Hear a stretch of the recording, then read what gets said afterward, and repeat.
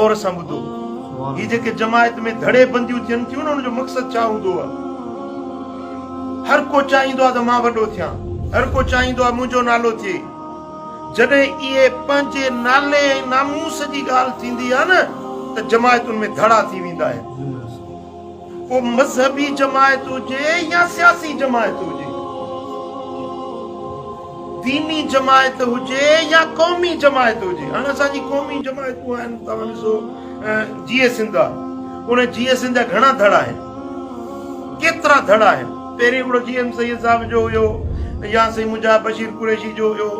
हाणे उन मज़ा केतिरा धड़ा थिया आहिनि सिर्फ़ इन जे लाइ हर को चाहे थो त मां वॾो थियां, मुंहिंजो नालो थिए, मां सदर थियां। असांजे जमियत मशाइखनि जी घणा धड़ा थी विया आहिनि, आलमनि जी जमियतूं उन्हनि में घणा धड़ा थी विया आहिनि, सिर्फ़ इन जे लाइ जो नियत इहा आहे त मुंहिंजो नालो थिए। पुट इहे मां करण वारा उन्हनि खे पल में कुझु न पवंदो, हाणे कुझु बि न हासिल थी सघंदी। अल्लाह जी नज़र तव्हांजे अमलनि ते न हूंदी आहे। इन अल्लाह ला यंज़ुरु इला सुवरिकुम वला इला अजसामिकुम। अल्लाह तव्हांजे सूरतुनि खे न ॾिसंदो आहे, अल्लाह तव्हांजे जिस्मनि खे न ॾिसंदो आहे। वला इला अमालिकुम, तव्हांजे अमलनि खे बि रब न ॾिसंदो आहे। वलाकिन यंज़ुरु इला कुलूबिकुम वनियातिकुम। अल्लाह त तव्हांजे दिलुनि खे ॾिसंदो आहे, अल्लाह त तव्हांजे नियतुनि खे ॾिसंदो आहे। तव्हांजी नियत कहिड़ी आहे, तव्हांजो गर्ज़ मक़सद कहिड़ो आहे? मां अल्लाह जे घर में तव्हांखे कसमा कसमी थो ॿुधायां, मुंहिंजा मुर्शिद करीम अल्लाह जो किरोड़ रहमतूं हुजनि हुन जे मज़ार जे। जॾहिं बि मां साईं जन खां तबलीग जे लाइ या जलसे जे लाइ इजाज़त घुरंदो हुउसि त कॾहिं कॾहिं पाण रोई पवंदा, कॾहिं पाण मुर्की इजाज़त ॾींदा, पर इहा नसीहत ज़रूर कंदा त पुट पंहिंजी नियत इहा रखजांइ त अल्लाह राज़ी।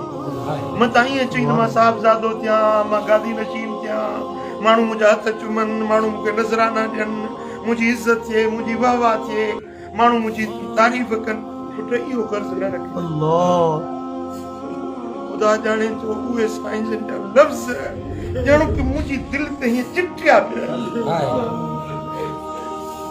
जीअं पत्थर ते का लकीर ठाहिबी आहे न, ईअं मुंहिंजे अंदर में इहा शइ साईं जन चिटे छॾी। तव्हां बि चाहियां थो तव्हां मुंहिंजा बच्चा आहियो, तव्हां मुंहिंजा फ़क़ीर मुरीद न आहियो, तव्हां मुंहिंजा बच्चा आहियो, मुंहिंजे जिस्म जा हिस्सा। आउं चाहियां थो त तव्हां जे अमलनि खे शैतान ज़ायो न करे, तव्हांजूं महिनतूं बर्बाद न थी वञनि। तव्हां जाखोड़ कयो था, तव्हां महिनत कयो था, मां ॾिसां थो तव्हां पंहिंजा घर छॾे सफ़रनि में निकिरो था, तबलीग कयो था, पर नफ़्स ऐं शैतान तव्हांजे अमलनि खे बर्बाद न करे छॾे।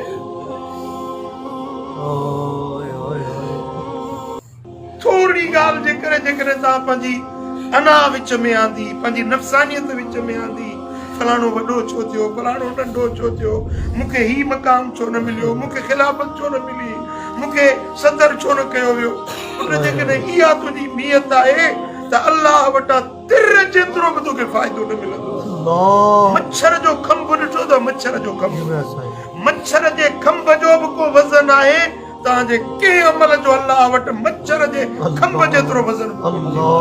जेकॾहिं तव्हांजी नियत सुठी न, जेकॾहिं तव्हां पंहिंजे ज़ाती गर्ज़ ऐं ज़ाती मक़सद जे लाइ था घुरियो, को बि तव्हांजो अल्लाह वटि अजुर ऐं सिलो न हूंदो। पहिरियों उसूल पंहिंजे मन में पैदा कयो, पंहिंजे दिलि ते लिखियो, मुंहिंजा ही लफ़्ज़ पंहिंजे हियांव ते चिटे छॾियो। इहा मुंहिंजी तव्हांखे नसीहत आहे, मुंहिंजी तव्हांखे वसीयत आहे त पंहिंजो हर अमल जेकॾहिं लाभाइतो बनाइण चाहियो था त तव्हां पंहिंजी नियत खे ख़ुलूस ॾियारियो ऐं ख़ालिस अल्लाह ऐं हुनजे हबीब जी रज़ा मक़सूद बणायो। छा इहा ॻाल्हि तव्हांखे क़बूल आहे?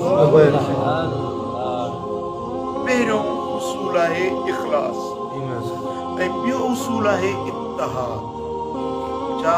इत्तिहाद, बदी, मोहब्बत, भाईचारो, हिक ॿिए जी हमदर्दी, हिक ॿिए सां हॾ ॾोखी, हिक ॿिए सां हाल भाई, हिक ॿिए जे लाइ मन में मेहर ऐं मुहबत हुजे, हिक ॿिए सां सलाह मशवरो हुजे, हिक ॿिए सां हमदर्दी हुजे।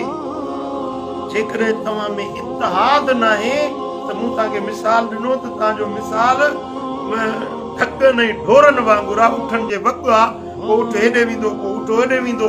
या तव्हांजो मिसाल उन ॿकरियुनि जे धण वांगुरु आहे, का ॿकरी हेॾे पई डोड़ंदी, का होॾे पई ॿे कंदी, का हेॾे पई में कंदी। इन धण जो को बि फ़ाइदो कोन्हे। जेकॾहिं तव्हां इंसान आहियो, तव्हां में इंसानियत आहे, तव्हां फ़क़ीर आहियो, तव्हां में फ़क़ीरी आहे।